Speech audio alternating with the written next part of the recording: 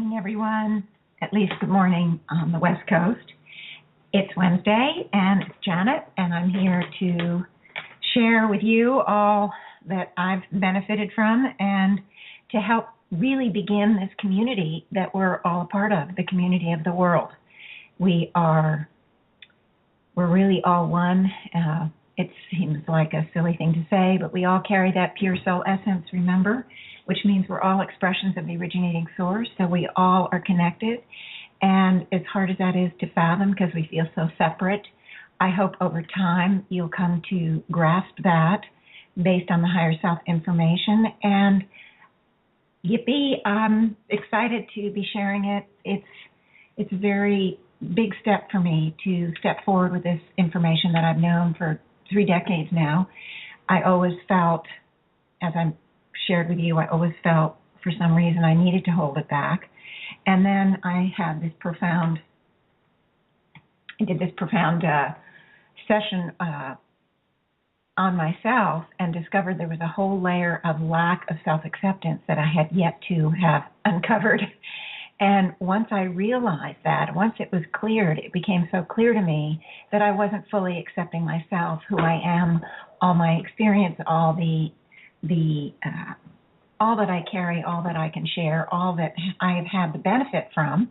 I've not been opening up, so that happened in December, and boy, lots has changed since then, and I've opened up, as you guys know, to talk about this fifth dimensional information and to start to build this global community, because there are millions of fifth dimensionals present on the planet carrying that dual soul nature, and we are here for a reason.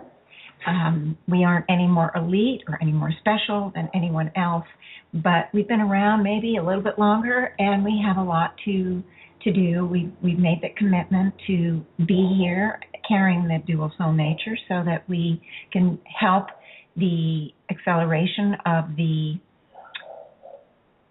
human community, of the 4 lower kingdoms, but with the special emphasis on the human community, because in fact, it's at the human level that we have that free will.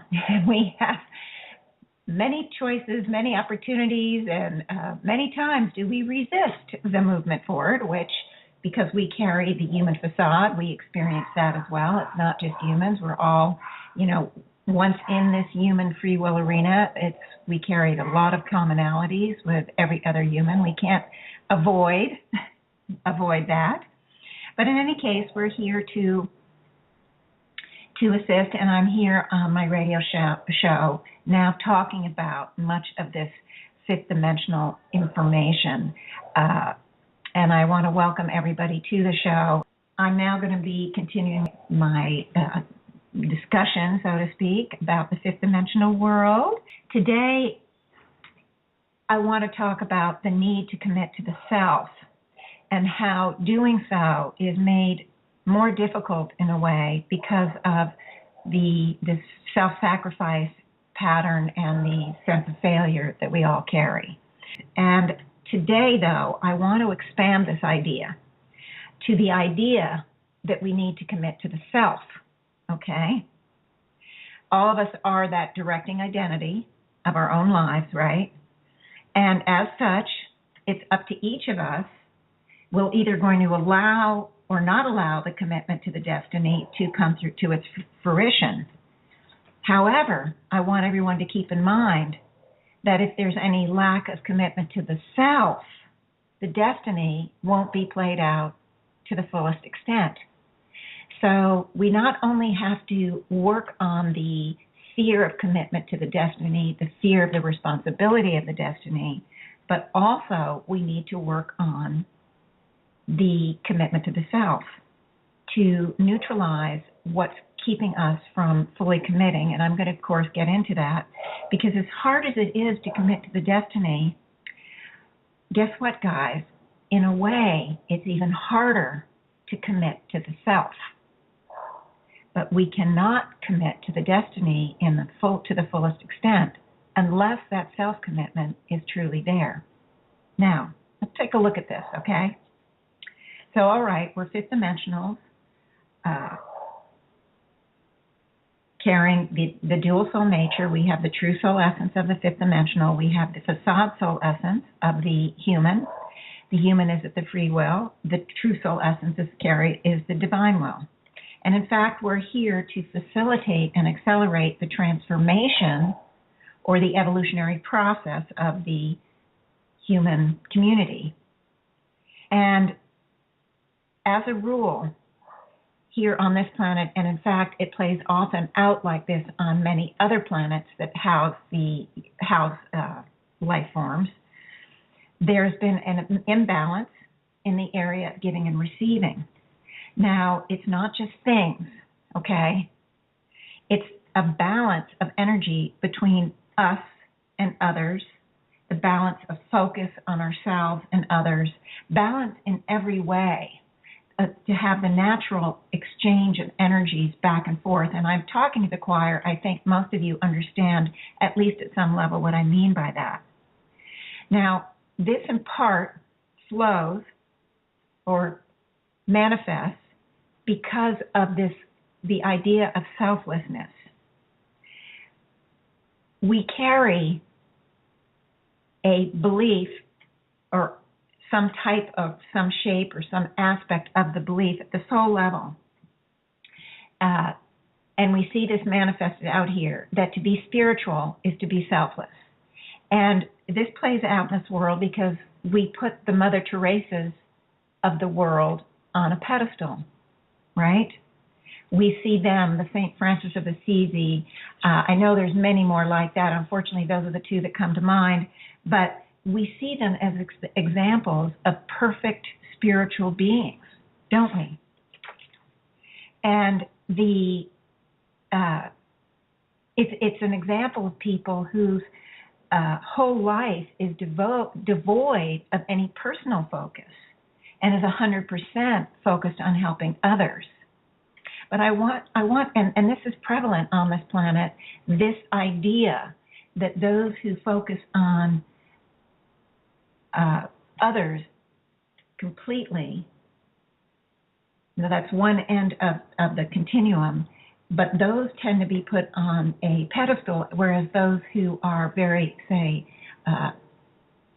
into making money and, the material world and having all the toys and this, the fun toys and all of that money can buy, et cetera, we see those people as being unspiritual. And then, of course, there are people, at all levels in between on this continuum. But this idea, this continuum, is very prevalent in this world, not just here in the more modern countries, or developed countries. So I want to look at this idea. Okay, now Mother Teresa, for example, she was a nun and a missionary, and she lived in a situation where she moved into the nunnery. But when you move into a nunnery, guess what? You're fully supported. You do work. Nuns work. I mean, it's not that they aren't working, but they are supported by the nunnery, correct? And so there's nunneries, there's monasteries, there's ashrams, there's all sorts of these kind of communities that are fairly sheltered and fairly supported by the community of some way, whether it's a spiritual community or some sort of community. Now, you and I, and the majority of the people in the world, we don't have that option. We're out there supporting ourselves, bringing up our families, going through our everyday world with all of its requirements and the necessities that we have to, we have to find a way to meet. So, in fact, we don't have the option to be 100% giving all of ourselves over to one thing. We need to find a balance between taking care of ourselves and helping others. And this doesn't mean, of course, that there's anything wrong with people that do choose the road that Mother Teresa or anyone else did to move into that kind of life. At the soul level, That is what the soul is chosen for. We don't know, you know from all the healings I've done, that souls have all sorts of reasons, good, bad, and indifferent, and it's complicated why souls try or choose any road, correct? So we don't know why souls that do that or did that chose that. It's not any disparagement or judgment or criticism of those kind of souls or any kind of soul on the continuum, because we're all going through our paths.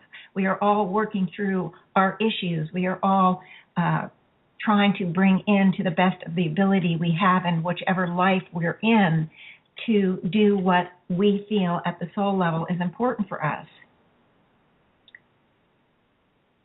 But I want to be clear that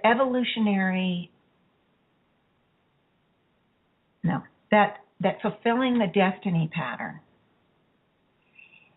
is not set up with requirements that we have to be and follow a certain path. There aren't rules. Well, we have whatever we might have in our that we carry at that energetic level.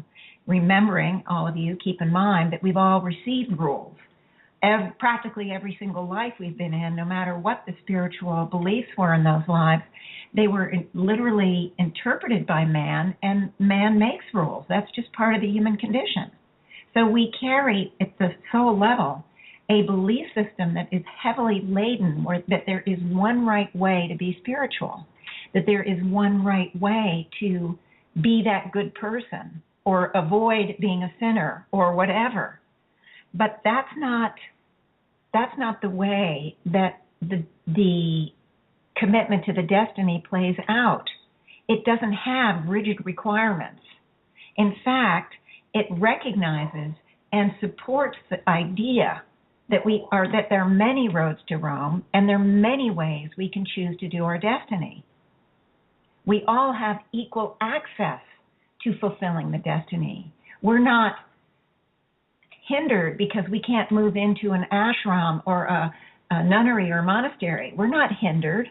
We don't automatically not meet the requirements because we happen to have parents that we have to take care of, or we have children, or we have a community that we're very involved in.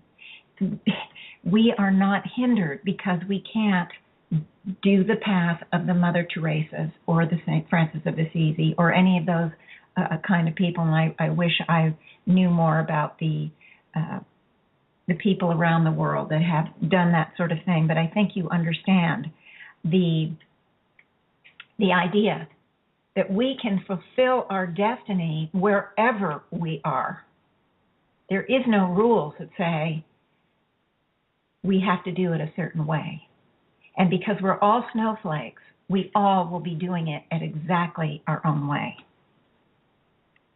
Okay, now, however, that concept is very prevalent. The idea of self-sacrifice makes the true spiritual being is very prevalent on this planet. It's held in the astral big time. I am going to be talking about the self-sacrifice pattern down the line when I get to other topics of the fifth dimensional stuff. But I want you to understand that self-sacrifice is very, very prevalent. And as a result, many of us have gone along that route. We're out of balance. And now, just understand, though, that when we do sacrifice ourselves and we put every bit of free time to help someone else, whether it's working in a soup kitchen or taking care of, volunteering at our child's school or whatever, it doesn't matter what it is, but if we're putting all that focus of attention outward on others, taking care of the household, being the one that does it all, works, takes care of the children, takes care of the house, takes care of, or the apartment, whatever it is. If we're somebody who's doing that and we're always putting that out, what are we doing, guys? we're not putting any focus or very little focus on ourselves. Now, what happens when we do that? It means that the parts of our life that are not working for us, that are out of balance, that are painful, that are upsetting, that are hurtful, that are difficult in some way, we're not attending to those. Now, so if we're not attending to those, we are actually, by not taking care of them, we are actually focusing on them more than we should. Let me give you some examples. I know that seems a little weird. If, for example, we are constantly focused on paying the rent, then our focus of attention becomes the next paycheck, getting a job, or whatever it is. Now, it doesn't mean there's something wrong with that, so please don't assume that. But when we don't have the financial security, we don't have that foundation of support that enables us to allows our focus to move to other things. In the same way, if we're overweight, out of shape, we have an illness pattern, whatever, we have some physical issues, our focus of attention is, again, on what we can't do, on the limitations that we have given ourselves. When we have good physical health, we have the energy and the ability to be being productive. The focus of attention can be elsewhere. Now, of course, this is not meant as any kind of chastisement or criticism of anybody.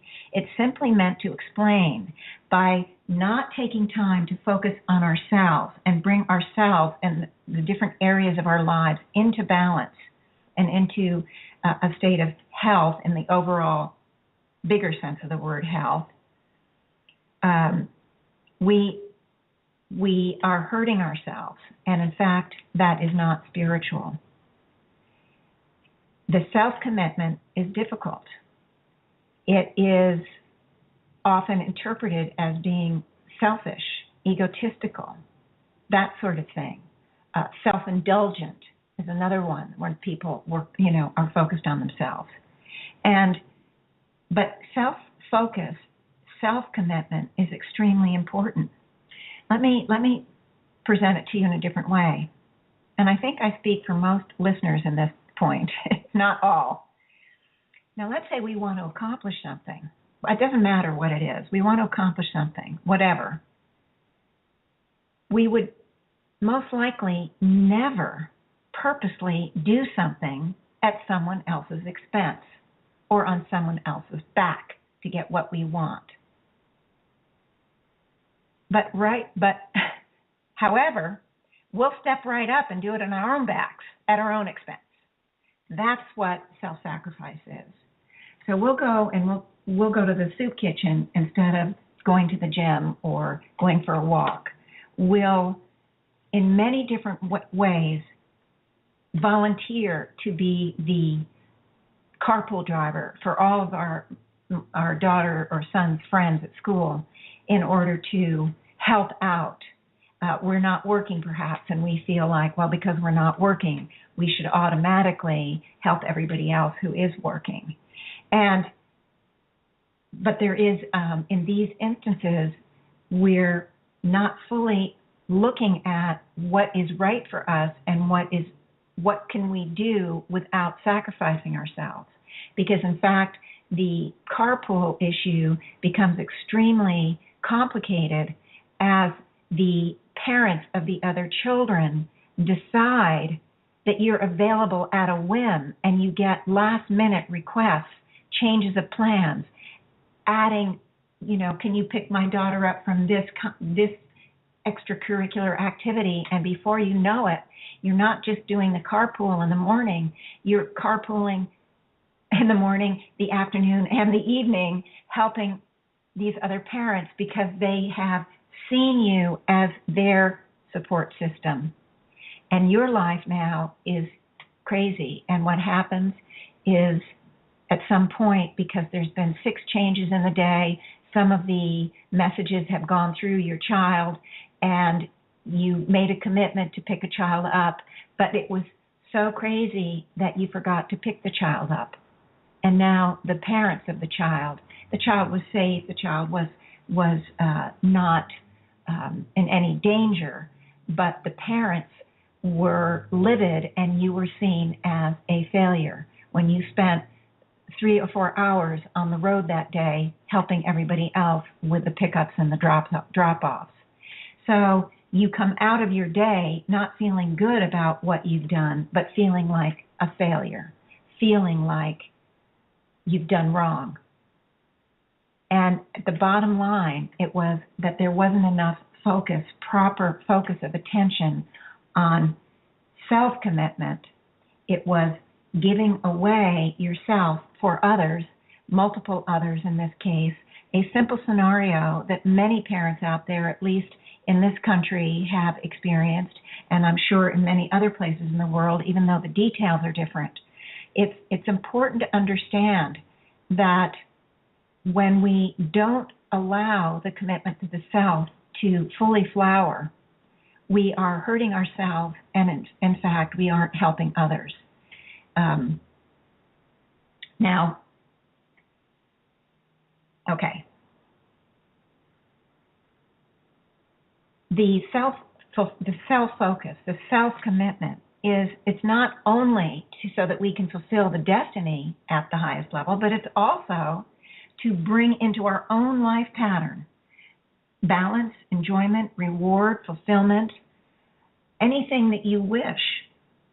And we deserve these things, but we don't think we deserve them. But we can carry our own lives into that place of balance and harmony, joy and love and fulfillment and meaning by the commitment to the self. And it will also enable us to commit to the destiny and whatever road we take in a balanced way. And in fact, we are role modeling for so many that this can be done. Now, in addition to the whole idea of self-sacrifice, there's another area of confusion that most of us carry, and I'm talking about the fifth dimensionals with the dual soul nature. This is another part of the difficulty of committing to the self. One, of course, is what I just talked about, the self-sacrifice. This is another one, and this is directly related to the fact that we're fifth dimensional, carrying the facade human soul. At that fifth dimensional level, we're all capable of being all things to all people, okay? And we carry at the facade level here in the human kingdom, we carry the innate knowing of this, all right? Because we carry the true soul essence, all right? Now, we also carry both consciously and unconsciously, the awareness of a greater destiny pattern, even though we may not be sure what it is. But in any case, we know at some level we have a destiny pattern, and we know at some level that we can be all things to all people. So what has happened is that erroneously, at the facade human level, when what we do to help, what we do in our active commitment to the destiny pattern, whatever it may be, is we come away with failure, the feelings of failure. And this is why. We expect the instantaneous change. We expect results. We expect that our efforts are going to show up somewhere, all right? But in fact, here, returning as fifth dimensionals in facade form, we were never intended to be all things to all people. It was never intended. We were here carrying that energy, supplying the fifth dimensional de-intensified energy to the humanities, as I've talked about, coming from that true soul essence. whether we did it consciously or unconsciously. We are here to do the active destiny as well, to give out the words, to help bring into consciousness some of the concepts, the knowledge, the giving out healing, whatever it is that we're here. But it's never been our responsibility to make specific changes in the fourth dimensionals. Remember, we can't force or trespass. We can offer the energy. We can offer a healing. We can offer the words, the understanding, the concept. We can offer the role modeling. But we cannot force, nor do we have any control over whether the humanities, either a single person or multiple people or global people, we have no control at what rate of speed, if they take in the energy or the healing. If they do, how fast do they manifest it? It could be days, weeks, months, or thousands of lifetimes. So we don't see the results. At the fifth dimensional level, it's all instantaneous.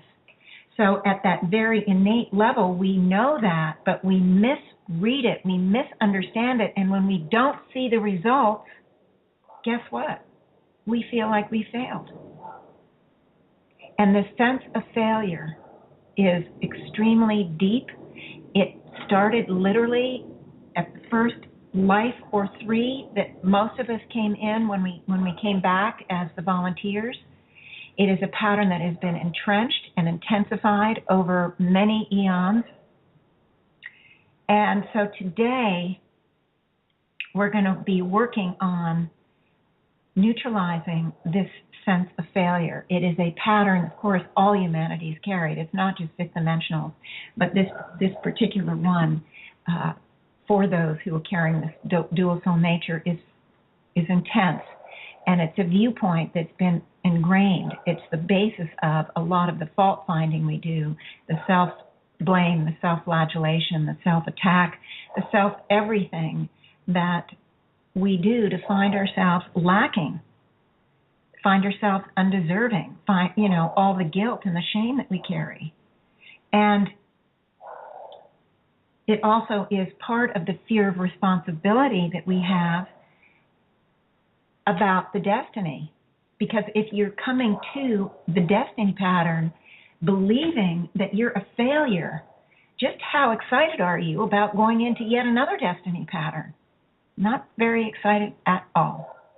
So that fear, the failure pattern is very much a part of the issue for not only the commitment that keeps us from committing to the self-sacrifice is also very much a part of that, but also both of them very much play into the resistance we have to walking into not only the self-commitment, but the commitment to the destiny.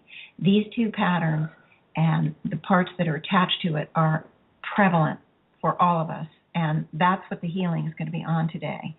Now, the healing is going to be a little different. I think you're going to find it very interesting. Over this year, as I unfold this material, I will be bringing in different types of divine energies, different types of healing techniques, as we were introduced.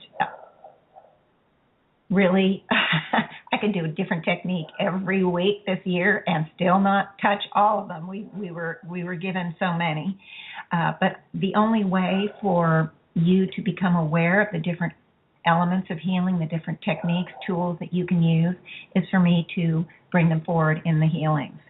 So today we are going to be working in a slightly different way, because this pattern of failure, the pattern of undeserving, the pattern of self-sacrifice are so deep and so much a part of a emotional blueprint. I am going to be doing the healing first on the emotional blueprint itself.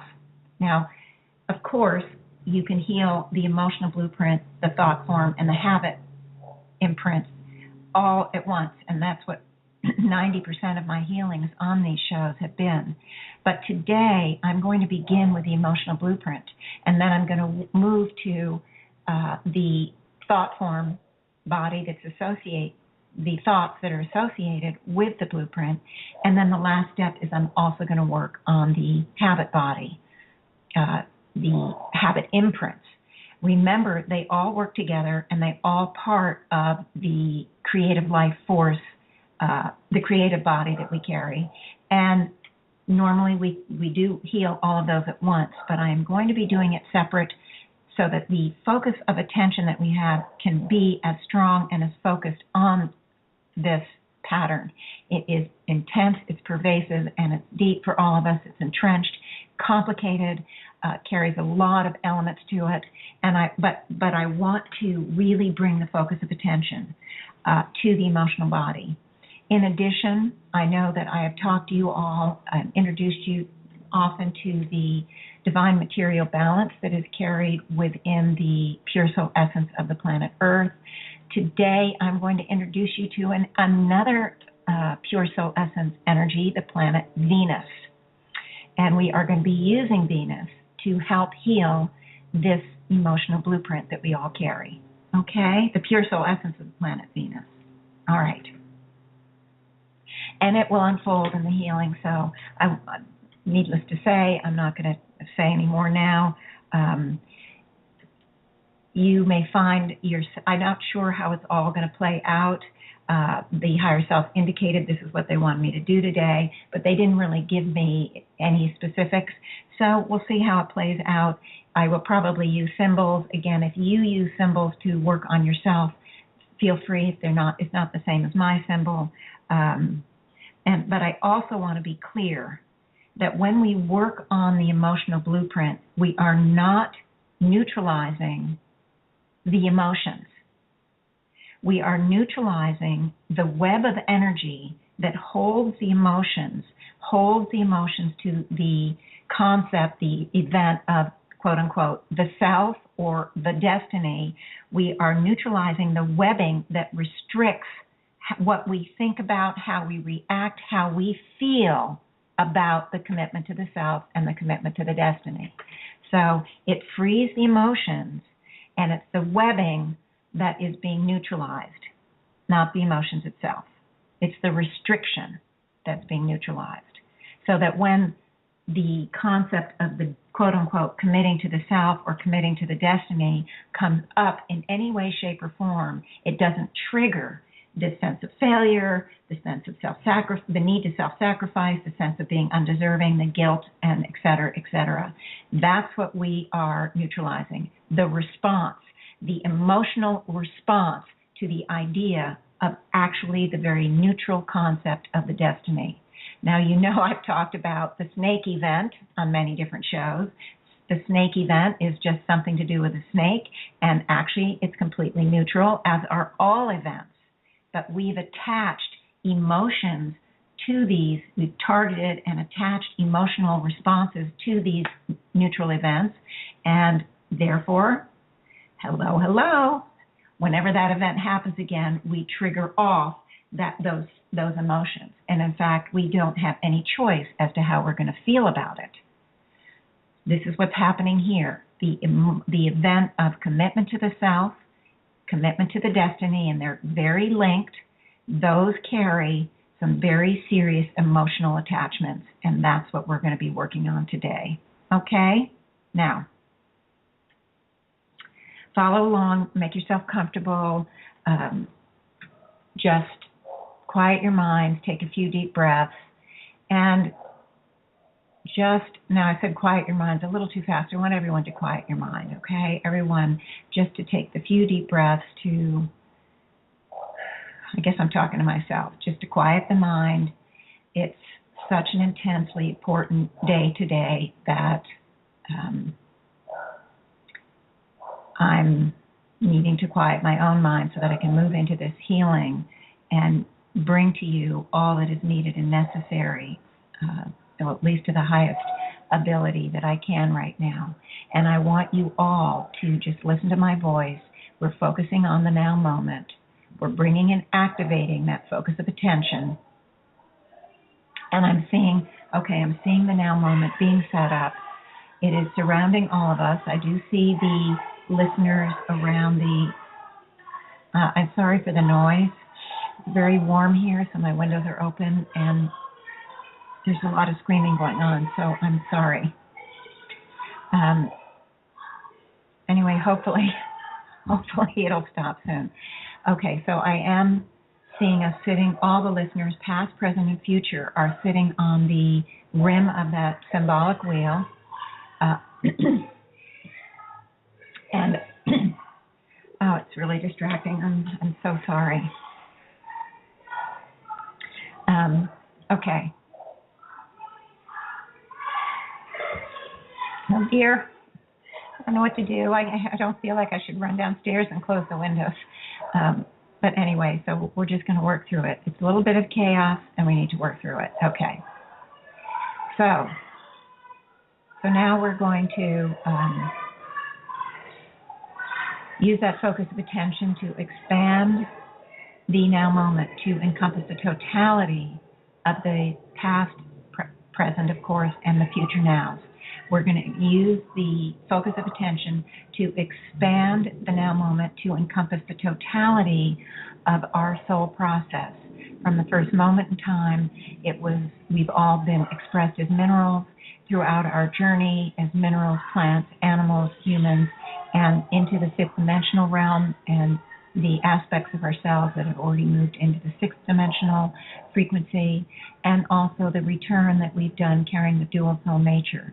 This forever now moment, as I call it, is moving to expand to its enormous size, and it's moving and spanning the universe, symbolically known and unknown, incorporating the eons of time and the eons of the huge amount of space that we've all existed in, the many, many hundreds and thousands and tens of thousands of planets that we've been on, known and unknown, throughout much huge eons of time. Okay, so this forever now moment is in place. And I want each and every one of you to focus on that pure soul essence, that divine light we carry within. And again, I use the symbol of the sun, and I would like you to just focus on perceiving and watching the sunlight expand in, through, and around the totality of the physical body, in, through, and around the totality of the etheric bodies, in, through, and around the totality of the soul process, filling, each of us are doing our part to fill this forever now moment. It is a beautiful, powerful energy field, and the light is drawing in the souls that I mention every week that come in to partake of this divine light. They are drawn, they are souls both in and out of body that are not aware. They carry their own light for the most part, and they are partaking whatever they're ready for to take in. And these souls are legions. They're legions of souls. So in any case, this divine light is not only going to help us, but it is helping many, many other souls throughout the universe. Of course, unknown. I don't know about any specific soul. Anyway, we are now going to focus on the true soul essence. Now, the true soul essence is that fifth dimensional part of ourselves.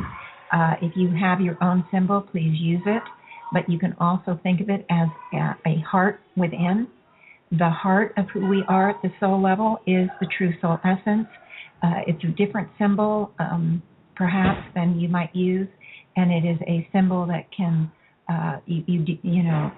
can be used. Remember, it is not the heart, the symbol itself that's important, it's the energy behind it. And by focusing on it, it's your way, your focus is the turn-on switch, allowing that true soul essence to move into and become,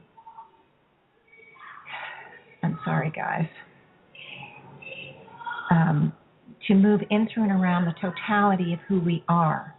and I see it filling. You're doing a great job. I'm seeing the true soul essence filling the totality of the soul process, becoming one, amalgamating with this aspect of who you truly are.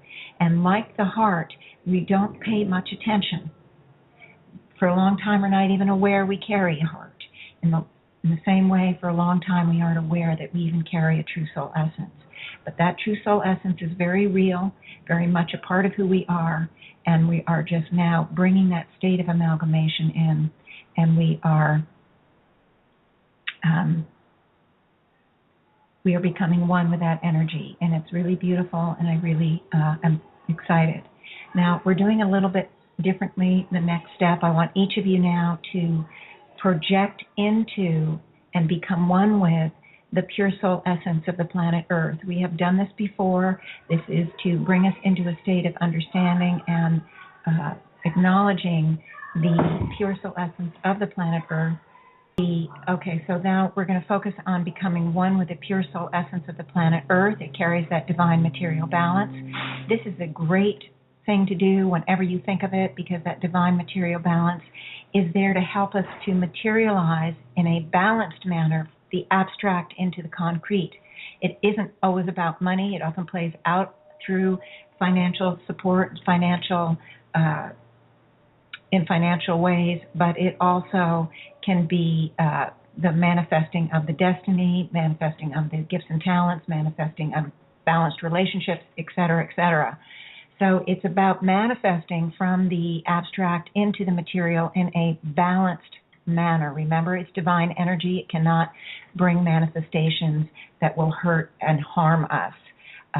So in any case, we're projecting that energy, and you can feel it, sense it, imagine it. Anyway, whenever I project there, I just feel an intensification of some sort of energy. It's hard to describe it exactly. Hopefully some of you out there will feel it.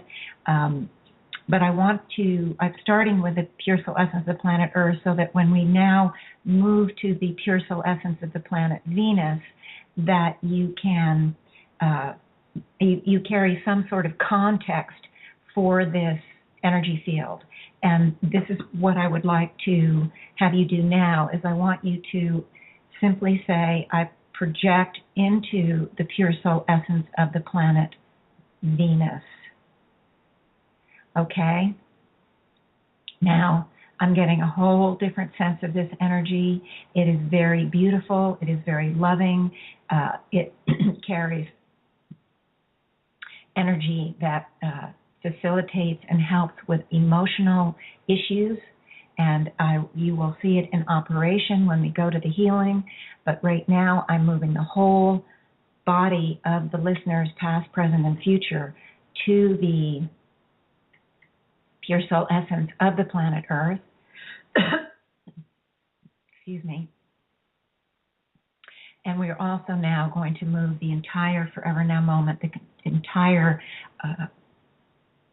conglomeration of the souls that are part of this healing today, known and unknown, and we're moving them into that energy field within the originating source, that womb that carries the creative life force energy that enables us, that helps to empower us, our own innate desire, because we all carry that energy, our own innate desire to become, to express, to grow, to learn, to move forward, to fulfill, okay, to evolve. So this womb is carrying all of this energy. We are in several places all at once, and that's a concept, the fifth dimensional concept, that is hard to wrap our brains around. But in fact, we are in many different places, experiencing and having the benefit of many different energies.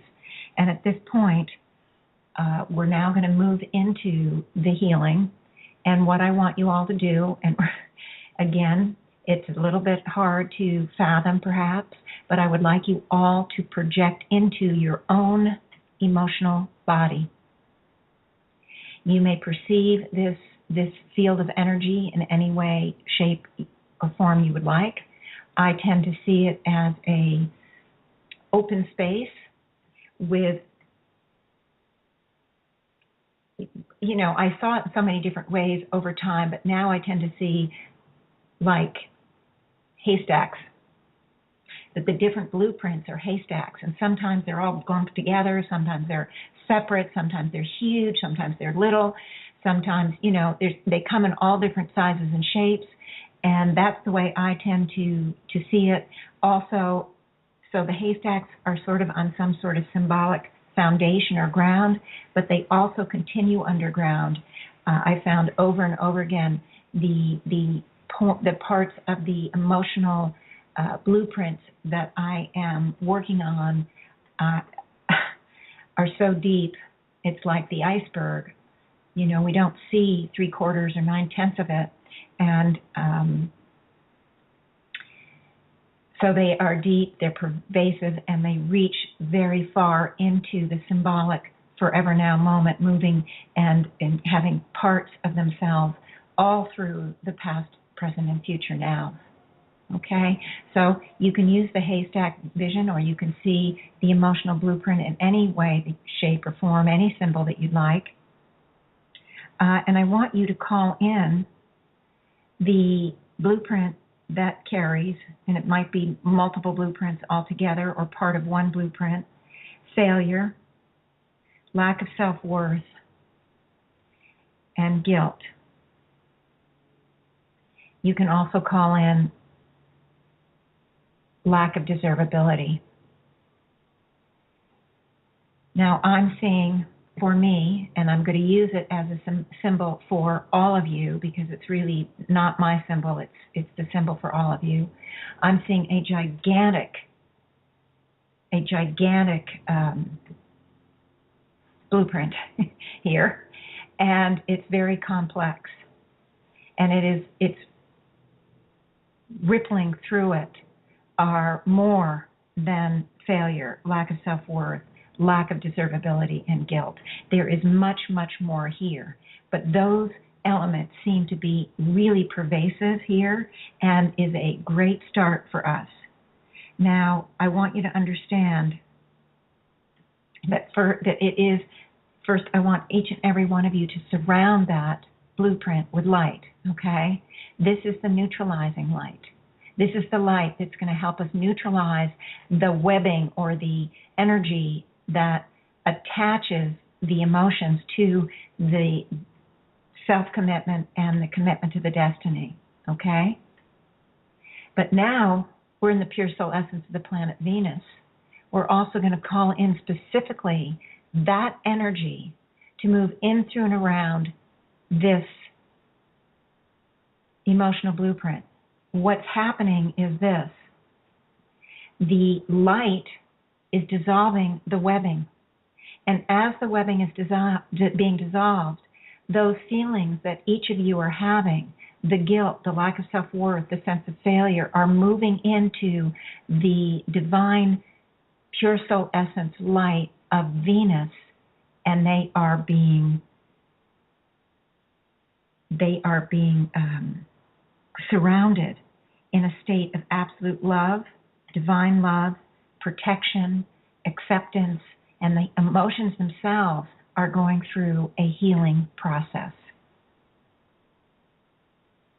Okay, and I'm just going to allow each of you to focus on that for a little bit. I'm going to allow each of you to focus on both dissolving the webbing and also healing the emotions themselves.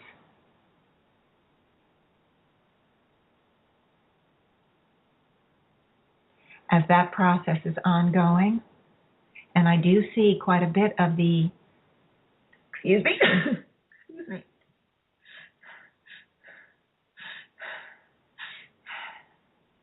okay.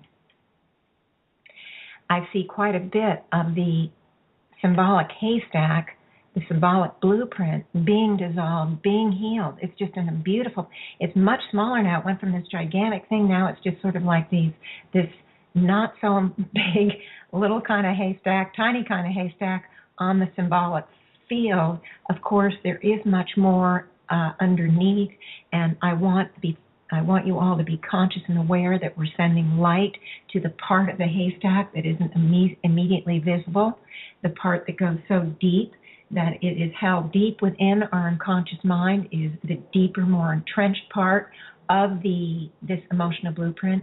We are sending all of the light and all of the healing from the pure soul essence of the planet Earth. We are sending all of it in, and it's beautiful. I do see all the energies permeating under the symbolic ground, and in fact, the ground is opening in the sense that instead of seeing what's being healed underneath, it's as if it's coming to the surface. What's underneath is coming to the surface, which tells me that everybody is being very successful at bringing that stuff into the symbolic light and very real light, and therefore it is not so hidden. We are bringing it out of the unconscious. We are bringing it up into awareness, conscious awareness, and we are consciously healing a lot. It's just amazing, guys. I almost want to cry because you're doing an amazing, amazing job. You're doing an amazing job here.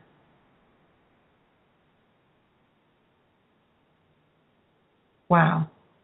I'm seeing the two energies, interestingly enough, for me. I see them differently. The light, I see separately. The divine light that's doing the neutralizing of the webbing and allowing the emotions to release. I'm seeing the pure soul essence of the planet Venus. Now, keep in mind, it is a divine light.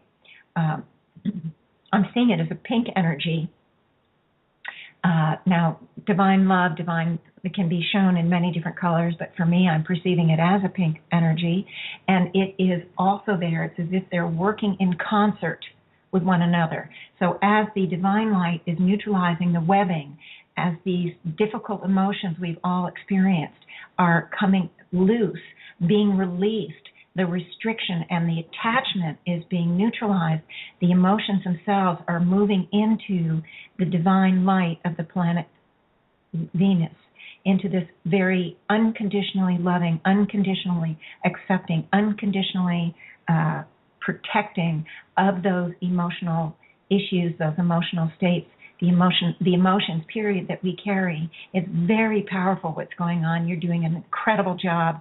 I didn't know how this was going to look. I'm just very impressed, so happy. So I'm just going to keep having that happen. And the higher selves are assuring me that that will happen and I can move on to the next step. Now, you recall, hopefully many of you recall, that the emotions, the thoughts, and the habits all work together. They all are part and parcel. We don't ever want to neutralize one of those elements without neutralizing the other, because the others will recreate what we've just neutralized. So we now are going to be moving into the thought form body. Now I want you to attempt at remaining conscious of the fact that you're in the emotional body experiencing, processing, the neutralizing of this very intense emotional issues that we all carry. I want you now to see if you can just simply shift your awareness into another symbolic area, what we're going to call the thought form body, and we are going to do something very similar. We are going to seek out, ask for the thought forms that carry the sense of failure, the ideas of unworthiness, the sense of guilt, the sense of undeservability. All of those thoughts, all of those things that we've told ourselves in this life and every other life, every thought relating to these issues, I want you to see, feel, sense, imagine that those thought forms are coming into your field of vision or your the arena where you are going to address them. And now I want you all to surround these thought forms. And I do see symbolically 4 huge thought forms coming forth. Okay? They're so big, it's in fact out of my visual realm, because of course we're dealing with symbolically the thought forms of all of our listeners, all of the listeners, past, present, and future, and there could be others involved in this healing. I don't know. I didn't wasn't shown that, but the way the higher selves work, they very well could be. In any case, these thought forms also, just like the emotional blueprint, are huge. And I want all of us to begin to surround all of these thought forms with our light. Now, understand that what the light does to neutralize thought forms is it matches thought forms equal in size and shape, the exact opposite. So sometimes it's really hard to find the exact opposite in our mind's eye. But just know that the sense of failure is being surrounded with divine light, the exact opposite of the sense of failure, the ideas of failure, the beliefs that we failed. It is going to be the exact opposite. And then what happens is the two opposites are merged. And as a result, the sense of failure is neutralized. We don't destroy the energy. We don't destroy the energy at all, but we change the nature of it. We take the magnetic attraction, the magnetic signatures away. We disarm the thought. It can no longer magnetically attract more failure. So we are neutralizing the sense of failure. We are neutralizing the lack of self-worth. We are neutralizing guilt. We are neutralizing the undeservability. Okay, we are neutralizing all of this, and I'm watching as these huge things are getting smaller. They were like this gigantic, huge, out of our line of sight, like boulder kind of things, and now they're down to just like a big rock that you might put in your garden, or on one side or the other of at the front door or something. I mean, it's just amazing. You guys are doing an amazing job. And I want you to just keep neutralizing them because they are eons of time put into place.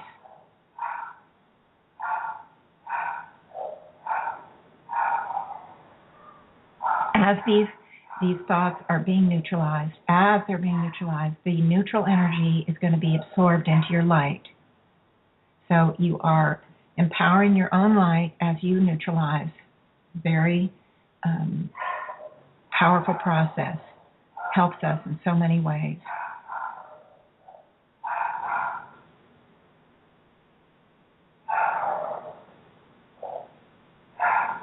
Okay, now, as this process is going on, and this is doing very well, and I think one of the reasons it's going so fast is that we started with the emotional blueprint. The emotional blueprints are very, very powerful in their own right, and so we took out, we are dissolving so much of that blueprint that I think it's facilitated the neutralizing of the thought forms. In any case, the last step is that will be continuing. The neutralizing the thought forms is also going to maintain and be in process at the same time while we now project to the habit body. And we are going to be looking for those imprints, those habit imprints of failure, lack of self-worth, guilt, lack of deservability. They are deep crevasses. And remember, the habit body carries the energy, not magnetic like the thought form body, but it carries the energy that propels us to action. And the deeper the imprint, the stronger that propellant is. And the deeper the imprint is our most ingrained habits. So I am being presented with 4 huge crevasses. 4 huge crevasses. And what we want to do is we want to send the light into the crevasse, filling the crevasse, each and every one of them, so that the energy field within that particular area of the habit body is no longer being driven by the propellant energy of the habit body. So by filling the crevasses, we are enabling the ability to, or cauterizing or healing or dissolving or neutralizing, whatever way you would like to think of it. We are cauterizing, we are healing those habits. Now, I see the energy because I'm seeing the crevasses as being the conglomerate of all of the people. It's as if we have the Grand Canyon here. I don't see it as open as the Grand Canyon. I see it as very deep, chasms in the planet, almost like it would be a crack in the planet. That's how big I'm seeing it, guys. I mean, it is huge. So as the divine light comes in, it's almost like fog going down over the edges of the crevasse and having to go all the way to start filling this very, very deep habit imprint. And I'm just watching the light coming in, and I want everyone to be sending the light there to fill these imprints, to fill these big, deep chasms. And you're doing a good job. And as the light moves in, it merges with the sides of the chasm, so to speak. It becomes one with the sides of the chasm, so that it's not just filling the chasm with light, it's becoming one in essence with the energy field of the propellant energy, or the energy that's carried in the habit body. Now, this is important because we have to fill those chasms. Now, what we want to do is we want to add some of that energy from the pure soul essence of the planet Venus, and I would like you to add that unconditional love, that unconditional acceptance, that unconditional support and help to the light that is filling the chasms, so that we aren't, so that what we are doing is we are creating, in essence, almost, we're adding the divine energy of love to the propellant energy at the same time. So we're neutralizing the habit, and we're adding divine love to that propellant energy of the habit.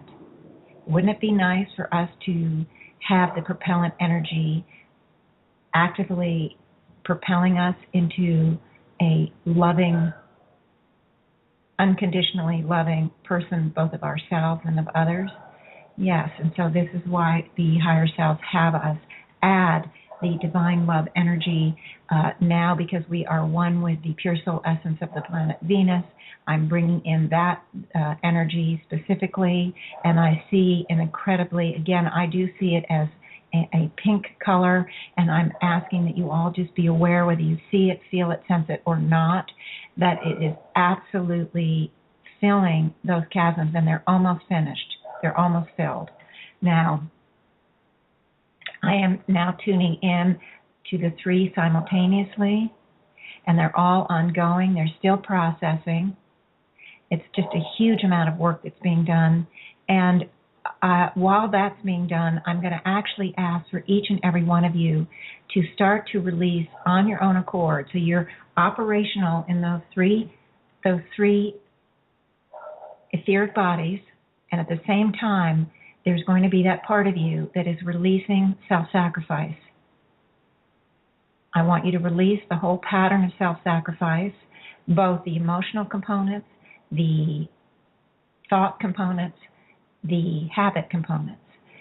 We do not address this in the individual exercises. That's okay. It doesn't mean that it isn't there. It was just that I'm introducing a new way of doing things, and excuse me, I don't want to overwhelm you, and it's also an important exercise because this is something that we can do as fifth dimensionals here with the facade soul. This is something we can do to have our consciousness operational simultaneously. Trust me, if you can't get it this time, it doesn't mean anything. The higher selves led us through hundreds of exercises to do that. And it was only from time to time that I felt that I was able to do it. I have developed it more, but it is still difficult for me.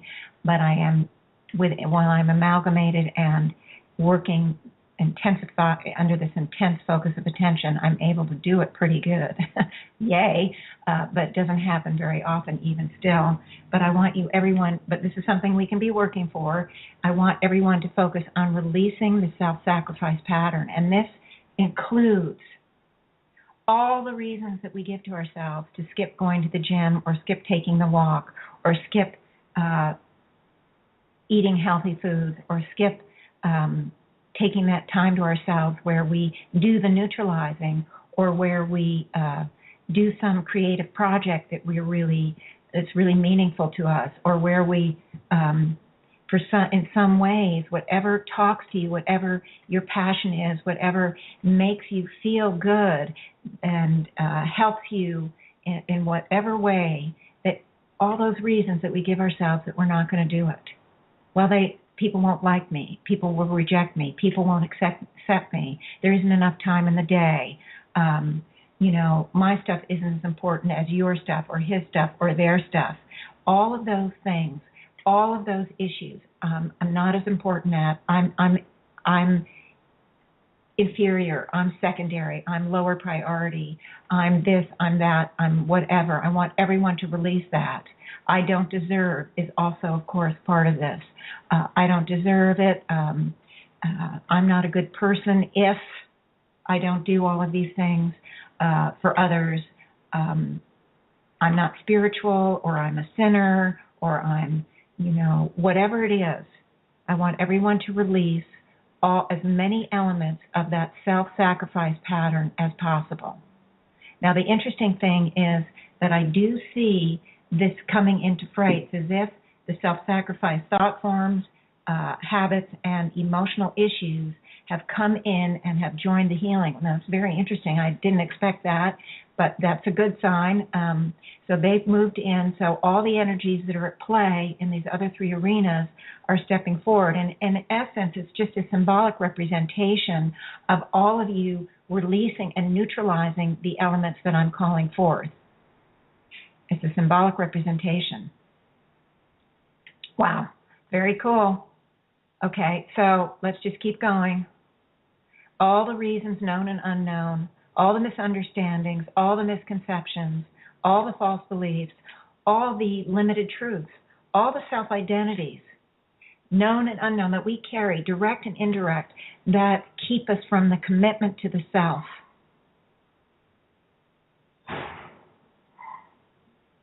I want us to release the lack of commitment to the self. And part of that is that we want to let go of and neutralize the idea that if we take care of ourselves in some way, it means the opposite. We're going to be selfish. We're going to be self-centered. We're going to be uncaring people. We're going to be sinners. We're going to be whatever. Because we carry a lot of those belief systems that we've taken on over eons of time. Even in this planet, the word selfish flies around like no tomorrow. I personally have a really difficult time with that word because it carries with it such judgment and criticism and often keeps us from being committed to the self. Obviously, self-commitment doesn't mean that you sit on the couch and eating bonbons, watching TV all day while your kid runs around in dirty diapers, or your mother or father are alone in some place and you don't go to visit them, or you don't do whatever in your life is something that you take care of. It isn't about the either or, and that's where we go. And so that's very important that we release the whole idea that not being self-sacrificing is a bad thing, in whatever form, shape, idea, concept that comes up for you. That opposite polarity. Because we feel like when we let go of the self-sacrifice pattern, somehow we're going to jump to the other side. And I want you to release those belief systems. as much as possible. They are prevalent all through the humanities. I've experienced it personally many times, and I want all of you to really release that automatic knee-jerk reaction. Well, if I'm not, self-sacrificing, I'm going to be a selfish creep, and that is not the case. It's that focusing on the self is very important to bring in the balance in our own life pattern, to bring in the balance so that we can be more available to help others. And we will have more energy, we will have more abilities, more options, more everything to fulfill the destiny pattern, to help those evolving humanities accelerate their evolutionary process.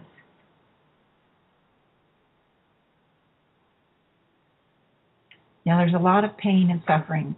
Self-sacrifice has meant a lot of pain and suffering. Self-sacrifice has been extremely difficult for all of us. It entails much hardship. And so that's coming up now, and I want everyone to release that pain and suffering. And pain and suffering just came in to all three arenas big time. So because we don't only experience pain, we think about it, so we have the thoughts, and we have the habits that propel us to continue feeling the pain. It's almost like the pain feels like it validates us. It feels like it's saying, oh, well, you're doing good because you're hurting. You're doing good because you're sacrificing and suffering. So these three things are working together. So pain and suffering and sacrifice are all being addressed in the three bodies simultaneously as everyone is releasing it and letting it go into the light. And that the pure soul essence light of Venus is still very active, very involved in both the emotional body and also in the habit body. I would like to call it into the thought form body so that it can be also infusing the thought form body in whatever way, shape, or however it does with that unconditional love. And I will just continue to release the pain. It's coming up big time. It's as if the more we release, the more permission we're getting to release.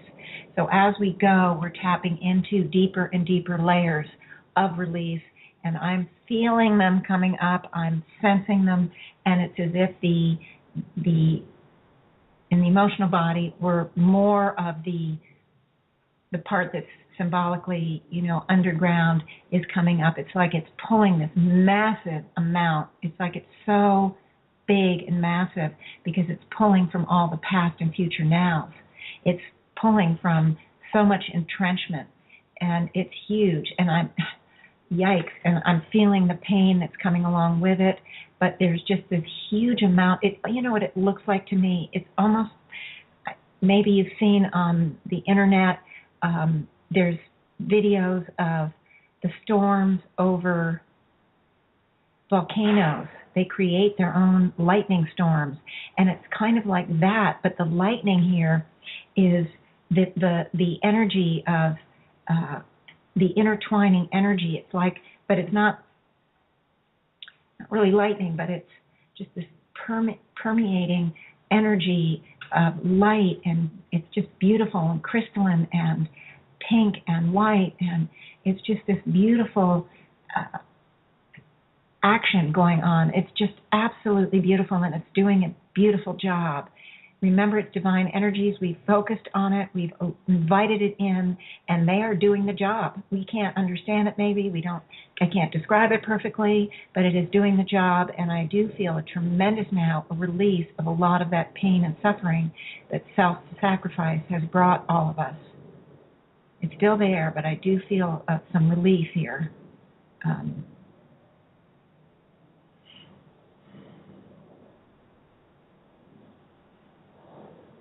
Okay.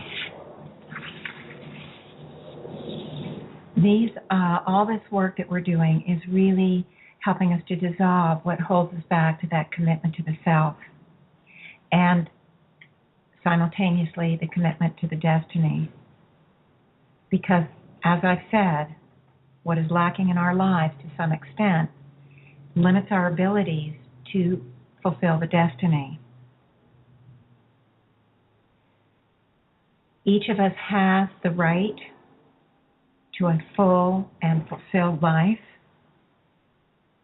And it's through the manifestation of that fulfilled life that we're best able to perform our destiny. Wherever we have a lack, I want you all to bring that consciousness of that lack, bring it to your consciousness, and move to neutralize it, dissolve it. You can use this exercise where you do it in the 3 bodies, or you can do it how we always have done it. It doesn't matter. Whatever talks to you, however you resonate.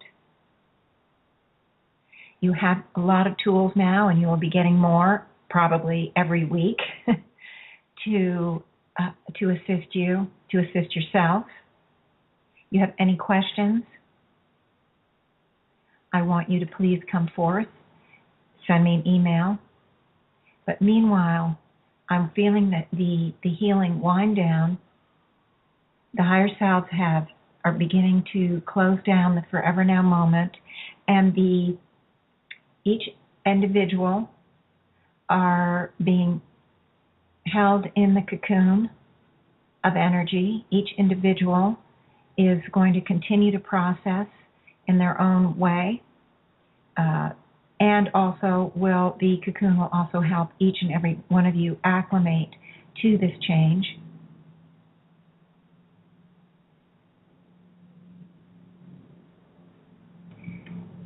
And what we did today was very significant.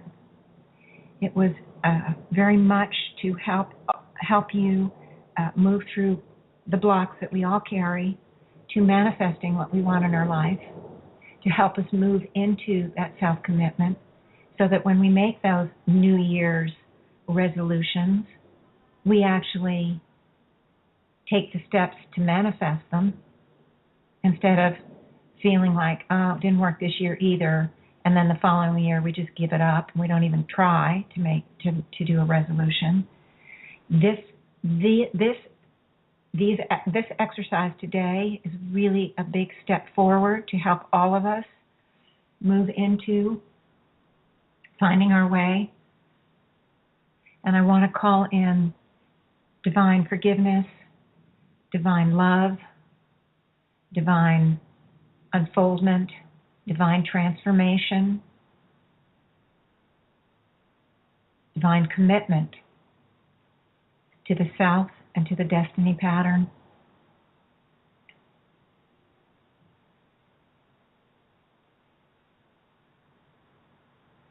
And with that, the higher selves are indicating the healing is done.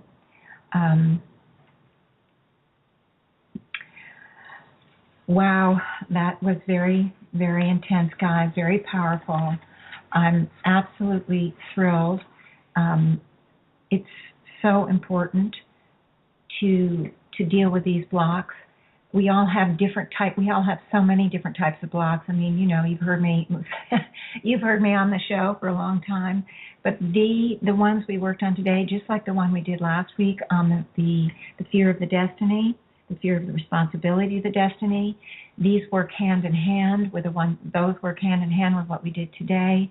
And it's not about just taking one thing and just working on one thing. Unfortunately, we are being brought into a state of consciousness that there are many things that we need to work on that all are interlocked and interrelated.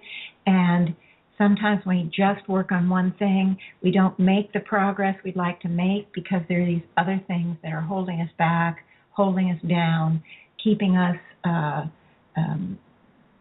in a state of confusion or keeping us from moving forward. And so that's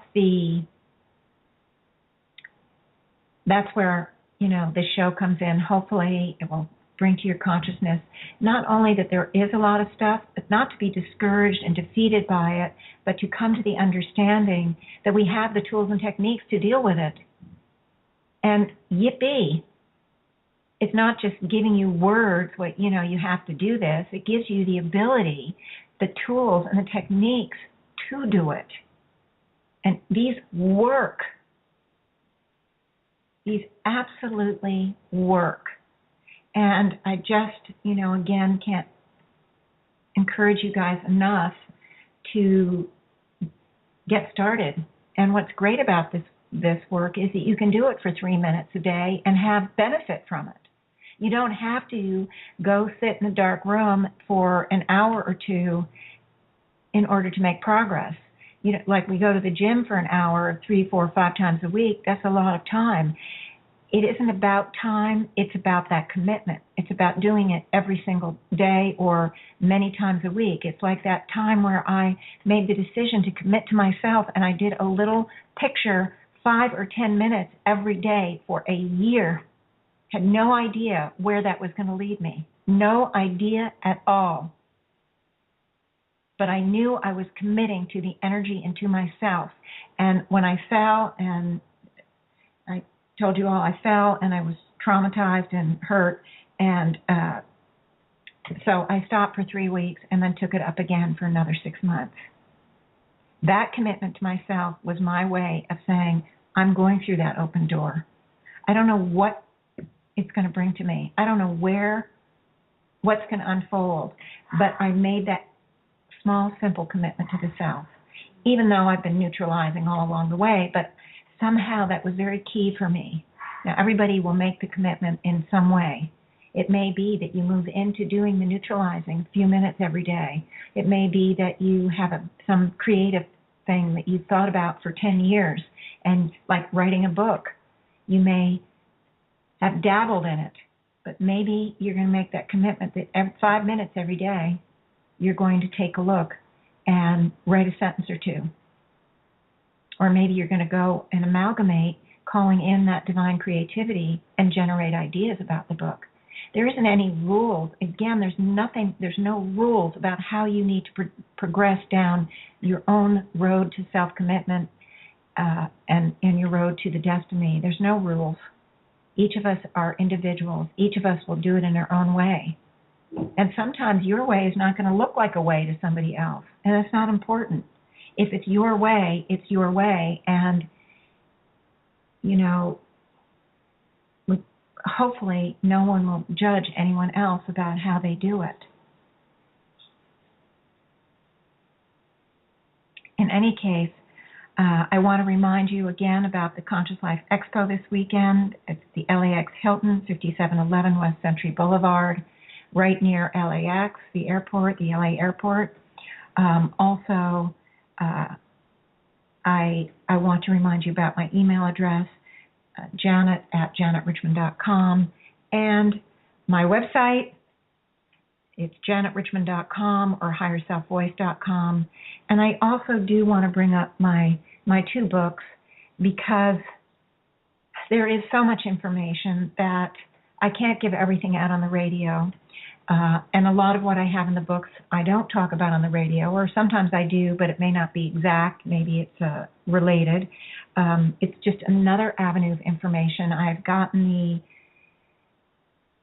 the feedback from a lot of people that they're like sponges and they want to learn more. And so I'm sharing with you the other avenues, the other ways you can learn more about the soul, about the tools, about the techniques, about how it works, the answers to a lot of the big questions in life.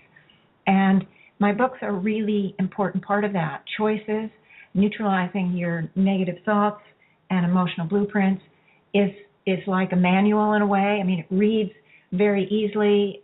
It's a lot of meat in there, but it explains the energetic world and all of that and gives examples. It's a great starting place.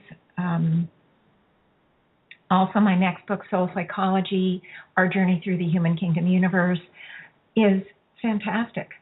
It really begins to open up a whole nother level of understanding about the soul. It can answer a lot of questions. It may generate a lot of questions, and again, it's not about belief. What I share is not a religion. It's some concepts that the higher selves have given us. Until we hear or become aware of the ideas, of the concepts, we don't have the choice to think along those ways. So it gives you choice. And if whatever I propose or whatever I suggest or whatever I unfold doesn't work for you, it doesn't resonate for you, that's fine. But you have the choice to reject it. If it does resonate with you, well then, that helps too. So the point is that these books give you so much more information about the world, about the universe, that you can build on your conscious awareness. And of course, in consciousness is in power. It brings power. It facilitates all of your abilities to then become committed to the self and committed to the destiny.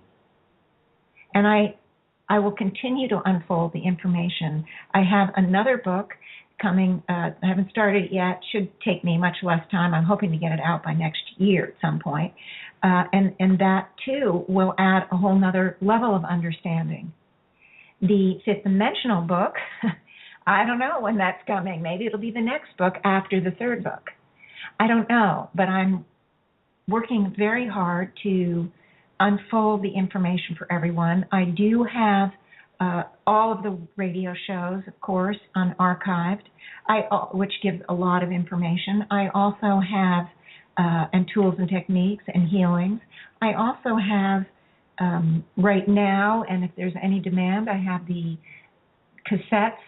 I think they're both available on cassettes and also download podcasts of Joan's original recordings, 10 of them. I have, I think, 10 or 11. You can hear directly from the original recordings. So you can listen to those, and some are free and some I've charged for, I think. But there's a lot of information out there, and more will be unfolding over time.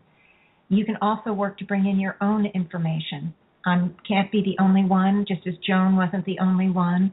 And the more you use the tools and techniques to commit to the self and the destiny, the more layers you'll take off, the more, if you're already bringing in information, it will come in more easily and effortlessly and in a more expanded way. If you aren't bringing in your own information, you will also, again, be able to bring in more information on your own.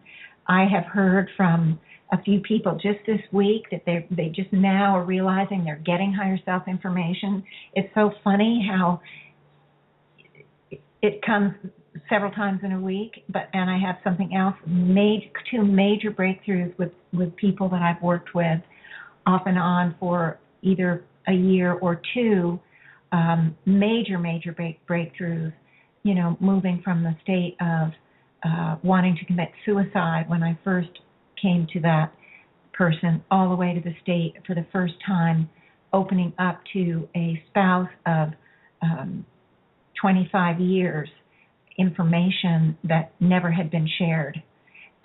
Huge, because she was just so thinking she had to hide and dim herself and be what anybody else expected her to be. And she didn't even have a good friend to share herself with. And so it's been a long haul for her. It took about, can't remember, I think it's about 2 years. Changes all along the way, but just this amazingly huge thing where she spent a couple, 3 hours talking to her husband for the first time in 25 years. Big changes, big. And that opened up such a door for her. And now it's almost as if the domino effect will be coming into play, getting to that step of accepting herself to the point where she could share it was massive. And she did. And I'm looking forward to a lot more dominoes, a lot of more things happening, a lot of more unfoldment. It's just very exciting. And another breakthrough this week, I heard from someone who has had a hard time doing the work for himself, despite all encouragement. he's tried it a few times and he didn't feel the effect right away. So he said, oh, it just doesn't work. So he would come to me. And again and again, I would be encouraging him not, to try. And I just heard from him this week that he has moved into incorporating the little card that I give out to the individuals. I have a laminated card with the amalgamation. I have it on my website too, under free downloads, I think. The amalgamation. He's been doing that, using the card. He says, I sit down, I'm feeling in a terrible state. I sit down, I use that, and he happens to work with music, so he amalgamates now, and he's in a terrible emotional state, whatever it is, and he amalgamates, and then he calls in that divine creativity, and then his music, he said, and this week it's just jumped many levels. And he's handling the emotional issue simultaneously, whatever the emotional issue is that's occurring at that time.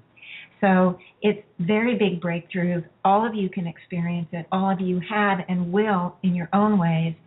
Sometimes they are big, sometimes they're little steps all that accumulate over time. But with a commitment to yourself, with a commitment to yourself, if you make it a lifestyle, you are going to find within 6 months to a year so many changes in your life that you couldn't have imagined.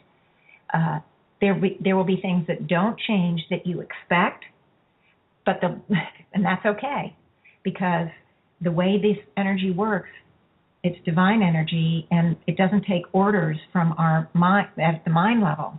It is working at the soul level. So we're not always going to get what we expect at the mind level, but you're going to be absolutely blown away with the changes you'll find coming into your life in 6 months to a year. And when we've been going through and living out of the difficulties in our lives for so long, eons of time, even in this life, we could be in our 30s, 40s, 50s, 60s, 70s, wherever we are. It's a long time to be living with whatever difficulty. So 6 months to a year, my goodness. Not so long, guys. Not so long. This is real help. Every time you neutralize, every time you dissolve, it is permanent. Those energies cannot go back to haunt you. So with that note, I'll get off the soapbox. Wish you all a wonderful week. Until next week, there'll be more stuff coming in, more stuff to share with you all, and just have a wonderful week. And I do hope to see some of you. If you do, some of you from the show come to the expo, please stop by my booth. Again, it's T4. It's downstairs in the lower lobby. I think, at least last year at the same booth, it was very close to the bottom of the escalator. You just go around the corner, and there I am. Stop by and introduce yourself. I would love to meet anybody. I know a few of you will be there who listen to the show, and I'd love to see all of you as well. But it would be so fun to have someone come up to me and say, well, I've heard your show and I'm here to introduce myself. It would be really fun. So please, I would love to see any of you, all of you that can make it. Okay? All right. Well, all the best. I love you all so deeply. And we are all together in this community of working to help the humanities. Okay. Bye for now.